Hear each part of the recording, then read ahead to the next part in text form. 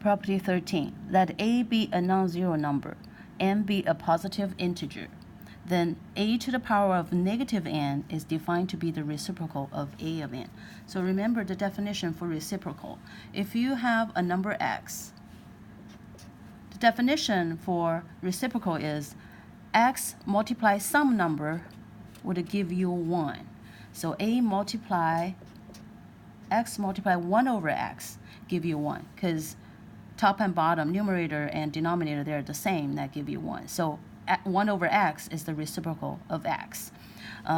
If you multiply a to the power of negative n to a of n, you would find out that this one is 1 over a to the power of n. So multiply this, it would give you 1, so that these two are reciprocals of each other. 14. Let a be non-zero and n be positive integer. Then we have this. So the key thing is a to the power of negative n is 1 over a of n. So once we get to this stage, we have 1 divided by 1 over a to the power of n.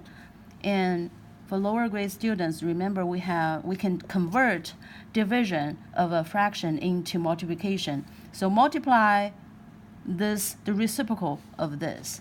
So that's a to the n. Eventually it would give you a to the power of n. 15. Power of reciprocal. Let a be non-zero and n be a positive integer. Then we have this. 1 over a to the power of negative n. 1 over a, remember we said, is the reciprocal of number a. So 1 over a is a minus 1 to the power of negative n. And we have seen this before in this problem. So if we generalize this, 7 to the power of a to the power of b equals to, well, let's not use 7, x. So then we have x to the power of a multiply b. Okay, in here we can do the same.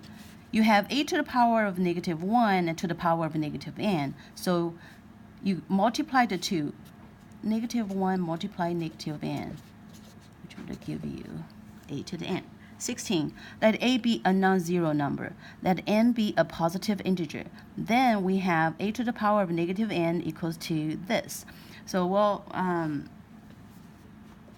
this one is relatively easy. So negative n is minus 1 multiply n equals to this. Practice problem 6. So here I have already written out the answer. A to the power of negative 6, b to the power of negative 6. These two have the same exponents. We can go back to our property here. They have negative power of n, going back to this. So then you have a multiply b to the negative power of 6. Property number 6. Evaluate this. We'll leave this one to the students to figure out. What do this one? So 1 over negative 2 to the power of negative 3. Okay, let's do negative power of 3 first. We have order of operation, right? So negative 2 to the power of negative 3 is 1 over negative 2 to the power of 3. Okay, then we plug that one back in. Is 1 over negative 2 to the power of 3. You have double negation, but not double negation, you have double division. 1 divided by 1 over negative 2 to the power of 3. Change division into multiplication. This becomes reciprocal.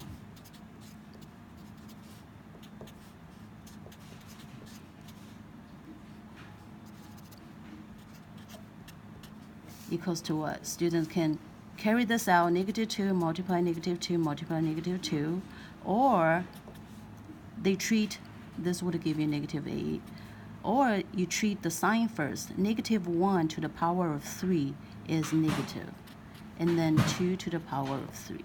Either way would get you the same answer. Evaluate 2 to the power of negative 2, and then to the power of negative 3. So we can treat this one as one number first and do this one. So this is 2 to the power of negative 2, you treat that as one number to the power of 3 first. And then we can treat the inside. This is 1 over 2 to the power of 2 squares 3. This is again 1 divided by this. We can write it out. Change this into multiplication, and this becomes the reciprocal, which is 2 to the power of 2 to the power of 3. So the students can figure this out.